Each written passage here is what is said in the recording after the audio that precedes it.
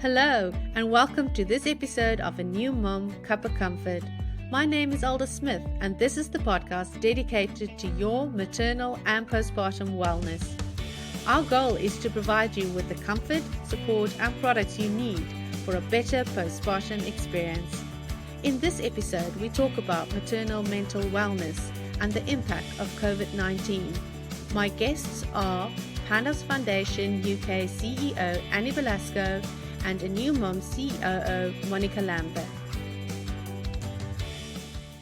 Here we go. Okay, so today we actually have Monica Lambert from A New Mum, and we also have Annie from Pandas Foundation. Annie, can you tell us a bit more about Pandas Foundation and what the organisation does for mums? Yes, of course. Thank you for having me. So Pandas Foundation stands for pre and postnatal depression advice support services. So we're a charity and we offer support for parents and their networks and any extended family connected to parents from conception through to birth and beyond for a range of perinatal mental health and also illnesses. So this can range from low mood and anxiety in prenatal depression right through to the broader spectrum up to parents that are experiencing symptoms of, for example, psychosis on the more extreme other end of the scale. We offer 4 support services. We offer our helpline and email service, support groups, however they are on pause at the moment due to the legislation, and also our social media channels, which we believe are highly motivating and encouraging because we only offer positive lived experience examples that really can help the parent get through their everyday life of being a parent or pregnant, which is probably one of the most toughest things that most parents have to go through. Yes, it's definitely an area that's been neglected. Postpartum care in itself is definitely it's something that there's not a lot of support. So it's absolutely wonderful that there are foundations like Pandas and then also Parentline in Ireland that do that kind of support. Monica, just recently A New Mum launched their How Are You postpartum wellness campaign in collaboration with Pandas and then also Parentline in Ireland. Can you tell us a bit more about this campaign and why A New Mum decided to launch it? I mean, the whole campaign really is focused on once you've had your baby and the whole story that it develops and forms after the baby arrives. And I think there's 2, dimensions to it. It's the mother, and then it's the coping mechanism with this new baby. So you have your physical and the mental, angle of it. And I suppose it's just neglected at the moment. There is nothing really. You see the glossy magazines, you see, the mothers bouncing back into their perfect figures, and that's just not the reality for all of us once we have our baby. And I'm a mother of 2 girls. My youngest is now nearly 3, and I'm only now feeling that I'm getting back to myself. So that's the whole, reasoning behind, and it's the foundation of A New Mum really, when the CEO Marion realized that when she had her baby and her baby was a very big size, there was no care for herself afterwards. So the company is really focused on, the self-care of the mom over the baby, really. Yeah. And I guess it's also that whole idea of, there's all this excitement once baby arrives, which is wonderful. I mean, it's a blessing, but very few people really ask moms how they are, how they're doing, how they're coping. And I think that's probably one of the big issues in terms of that is so right. And I think women feel they bounce back immediately. Once they don't physically have the bump anymore, they're expected to go on and continue as normal, and that's not the reality. Yeah. And there's also these extra demands added onto her over and above. And it's like Marianne also says, you can't pour from an empty kettle. Your kettle has to be full as well. Just on, advocating for postpartum wellness, why has a new mom decided to, I think you've partially answered that already, but why has a new mom decided to advocate for postpartum wellness in this manner? I think this whole conversation has been neglected to date. There's really around about it. I think once we kind of set out those image campaigns of the stretch marks and the saggy skin and the children hanging out of the mother, the conversation started, and a lot of the women were saying, thank you for showing us the real reality. So I think that's been the driver. And originally when the company set up, it was to kind of get some comfort and hygiene and healing for, the vaginal area. That was the original kind of concept. And then that kind of led on to, hang on a minute, these women, we're not, there's more to this than just the physical angle. Definitely. Annie, just in terms of postnatal depression in the UK, what sort of prevalence do you have any figures in terms of how many women are affected by postnatal depression? We do have statistics, but we don't tend, as part of our strategy, to kind of feed them out. But just for the sake of the interview, absolutely. We know that at least 1 in 7 women will have an official diagnosis of postnatal depression. What's our hesitation is in producing those statistics and publishing those, is that there are many missing women within that who don't feel that they can talk about how they feel, that as Monica's saying, there isn't a huge amount of support out there. So parents aren't educated. There's a stigma still going on with, especially with perinatal mental health. There are these dreadful terms such as baby blues, which can be a very dangerous dismissal of something much more serious. So in terms of the figures, yes, they're out there. But what we like to think about is how many of those women that have taken part in those surveys don't actually know that they're unwell, and either they're undermining their own feelings or someone else perhaps is doing that for them. So it's a really subjective subject.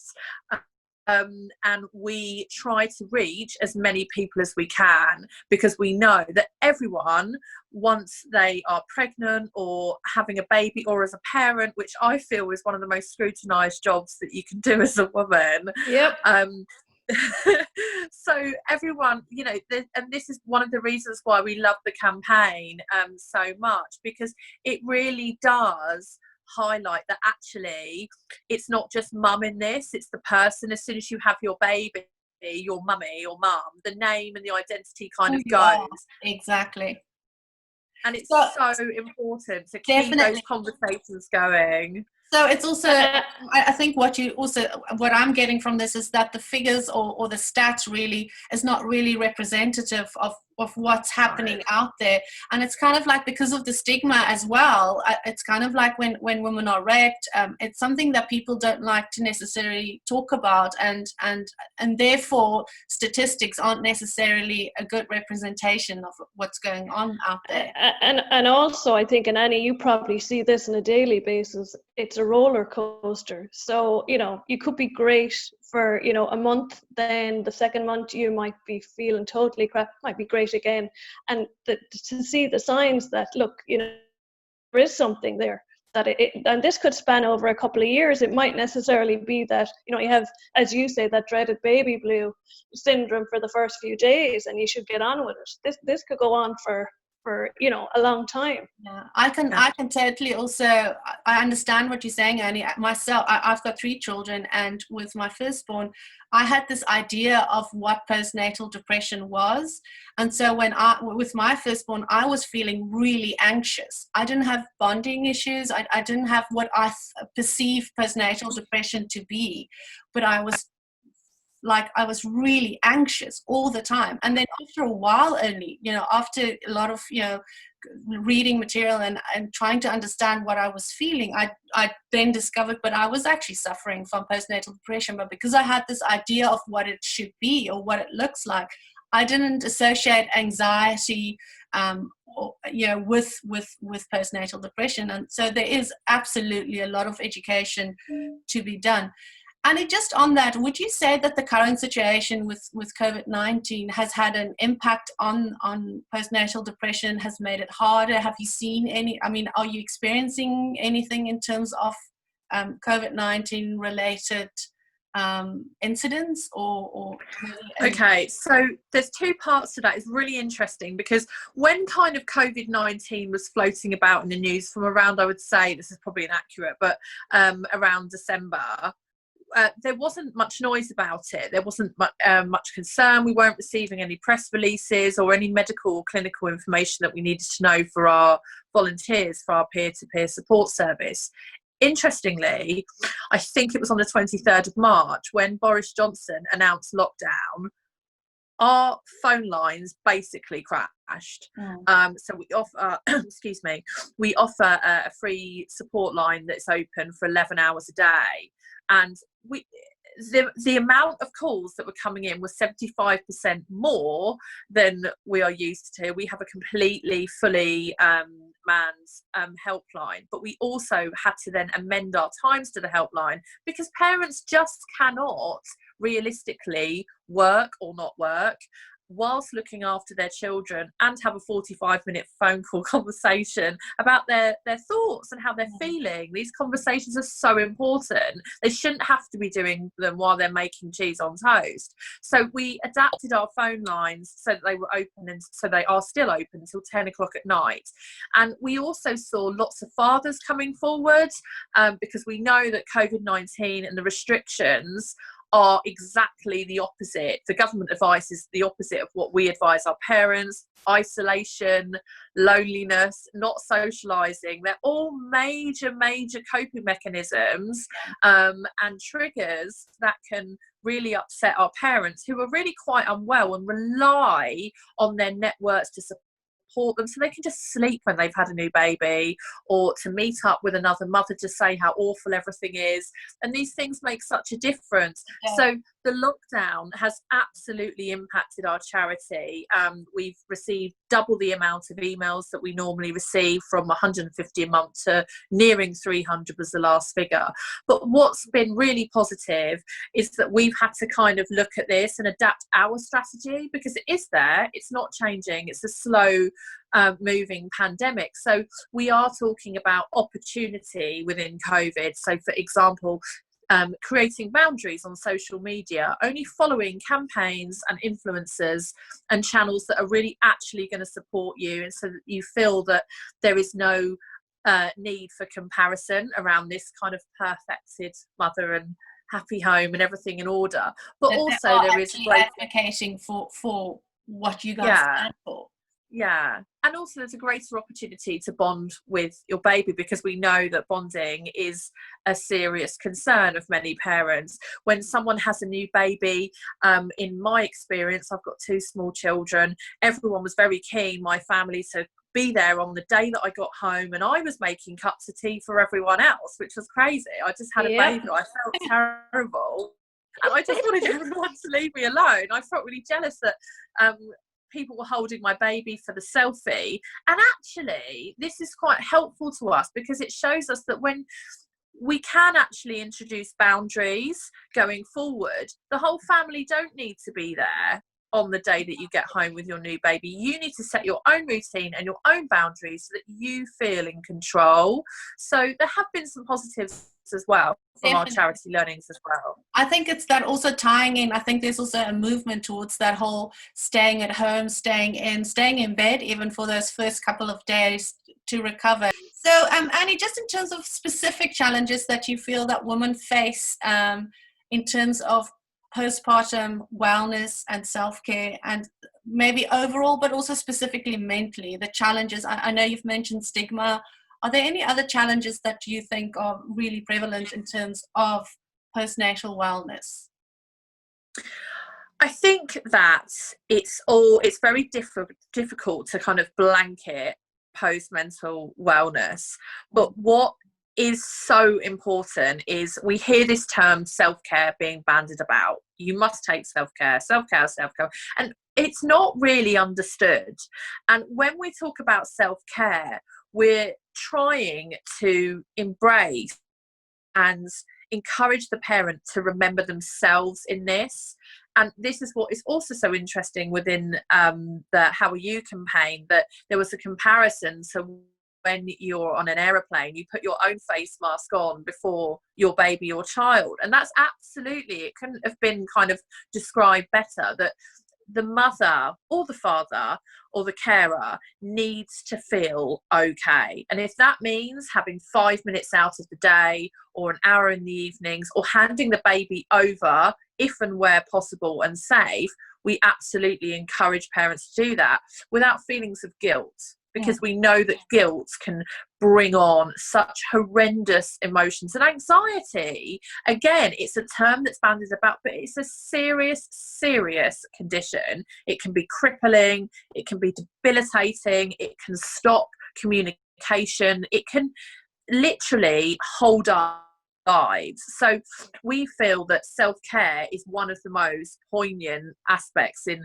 all of perinatal mental health, to ensure that that message is really understood by the parents. Definitely. And most of the time, let's face it, most of the time it's up to the woman to say, look, on a Monday night at 7 to 8, I'm not available. I am going to a class, or I'm going over to the friend, or I'm just going for a walk. But just to carve that time, and I find, particularly since the lock-in, I'm doing that a lot more now with a 7 and a 3-year-old, you know, just kind of saying, look, that block is for me, I'm out of here. Brilliant. That's really good to hear. And conversations like this are so powerful, because there will be 5 out of 6 parents, I imagine, listening, thinking, actually, that I've got permission to do that. Definitely. It's like we need a permission. It's like whether you breastfeed or not, you look for permission, you look for verification. And I think these conversations are so important and so helpful, because we can compare in a positive way. If you're going to have 7 to 8 on a Monday, I'm going to have that on a Tuesday. And I hope that spreads. I can actually remember when, again, with my firstborn, I think you learn so much with your firstborn. By the second and the third, you actually a bit more oiled in that regard. You know a bit more. But then again, they're all different. But I remember with my firstborn, I was excruciatingly tired. I felt so, like, just after the birth, I felt so tired, but I would not give myself permission to sleep, because I felt like I needed to protect, I needed to take care of him, and I remember at some point my husband actually took him from me and said, you sleep now. And I remember that feeling of giving myself permission to sleep and drifting away. It was the best sleep and the best rest ever, and I needed that. But you're so right, you need to give yourself that permission to kind of go, now it's me. Now I need to take care of myself. I couldn't hold on to him any longer. I was so sleepy. And just that simple act of my husband taking him from me and saying, you sleep now, it was such a gift. It was an absolute gift. So and let's remember, it's not just the newborn stage. My first woke for every hour for the first 9 months. She was 4 before she fully had a night's sleep. So my second is only starting to sleep now. So I've had 7 years of no sleep. And, with sleep deprivation, one of the torture things they used in the war, I mean, women have to realize they're not robots, Absolutely. This is reality. Absolutely. Monica, Absolutely. in terms of a new mum, there's obviously a new mum has a range that addresses both physical and emotional needs. Would you say that the one affects the other? And maybe Annie, you can also comment on this. Yeah, I think the range of products that you mentioned, Alda, for the physical, to be able to come out of hospital and to pop into a bath that is safe.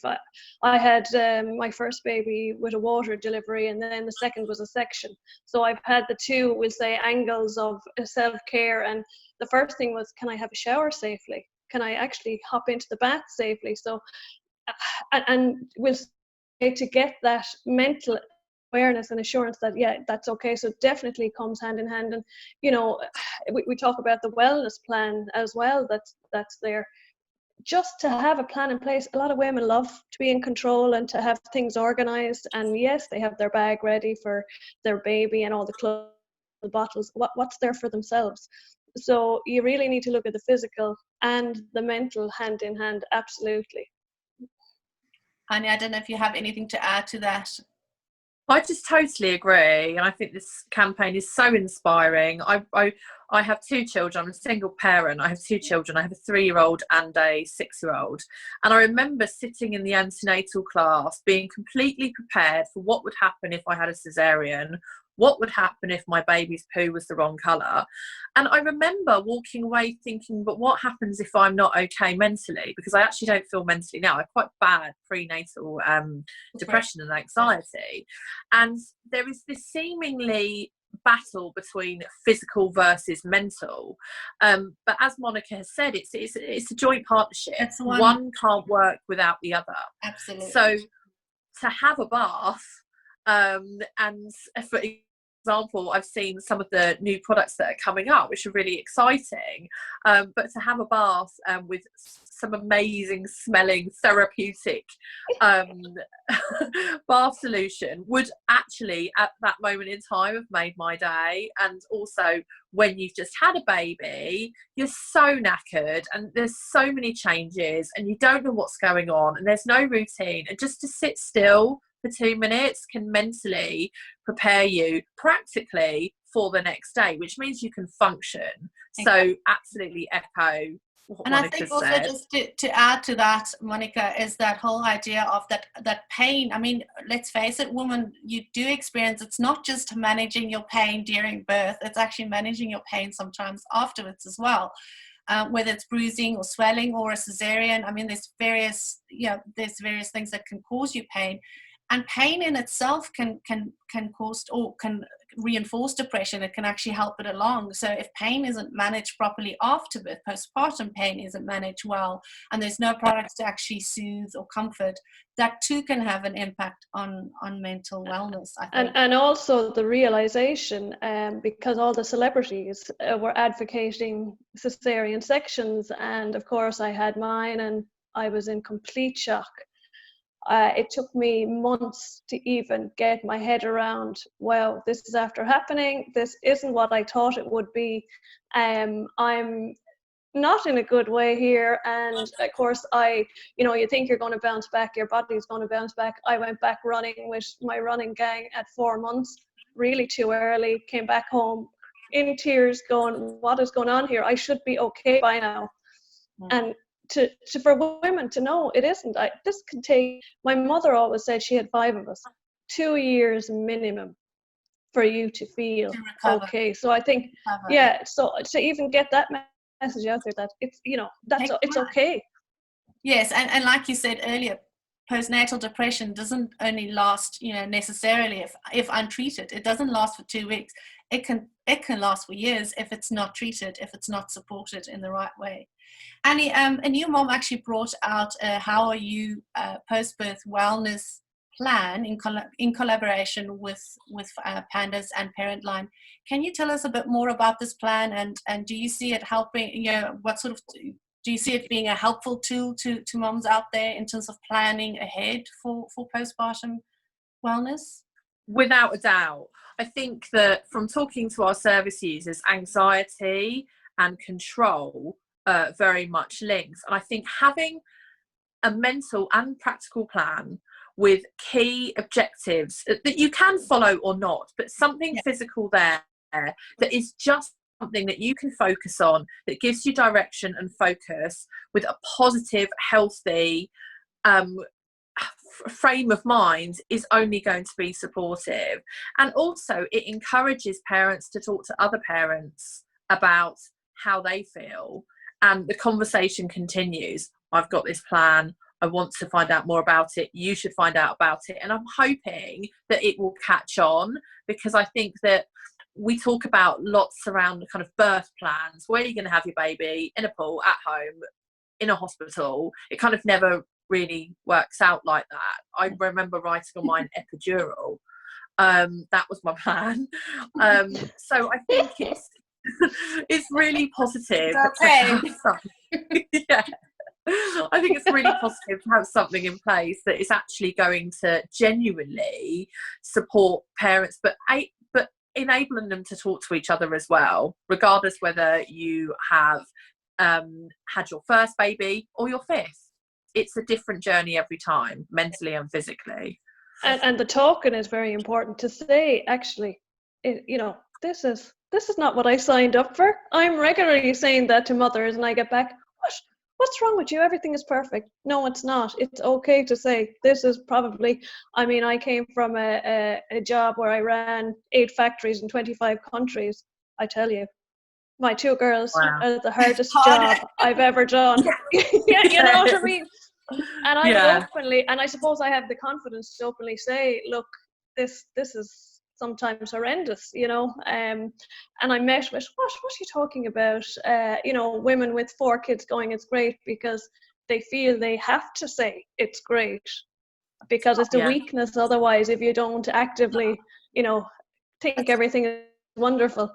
Sarah Jessica Parker once, like when she had, I think it was her first child or her second child. Yeah, it was her first. She actually said, "My son is a wonderful burden." I thought that summarized it so well. He's a wonderful burden. As I said when the lockdown hit, is my 7-year-old getting more annoying? Her voice? Is her voice getting more annoying as the days go on? Like white noise now. The mummy. It's just white noise. That? I keep saying I'm changing my name. I think in terms of the plan as well, from my own experience, is that you can't foresee whether how you're going to react emotionally, physically. You don't necessarily know what your postpartum experience is going to be like, and the problem is once you're in it, it tends to overwhelm you fairly quickly. And I think what for me is great about this plan is that you can actually make some arrangement whilst you still have the energy and, the frame of mind to do it. Because I think once you're in it, or once you feel overwhelmed, it's so hard to sort of find your way out of it. I think that's also Alda, that's perfect, because if you if you had a bit of time and you read it before you went in and had your baby, 1 or 2 things might trigger afterwards to say, maybe not all of the plan, but if you could even put in place one or 2 triggers of, I need to get this, or I need help here. Yeah, exactly. I think, Annie, just in terms of, I think we need to wrap up, but just in terms of where moms can go for professional help, in terms of, or calling you, what would be the first steps if someone feels that they need additional support apart from self-care? And I think what's wonderful about organizations like Parentline is, just from my own experience, being in that situation, having postpartum depression, you don't necessarily have the energy even to go out to find help. So that's what I found wonderful about the helplines. It's there, you can actually just reach out and grab the phone. That's all you have to do. So what would be your first kind of go-tos for moms that actually think that, hang on, I might need support here, or parents, dads as well? Okay, so firstly, I would say try not to diagnose yourself.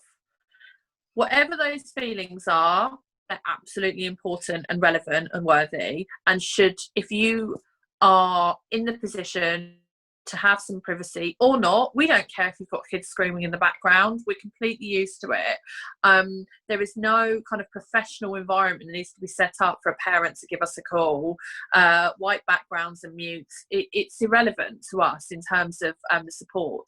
So we would suggest that whatever medium you're comfortable with, to contact organisations such as us, Pandas Foundation and Parentline. So we have a free email service where you can just literally introduce yourself and say, I'm feeling like this.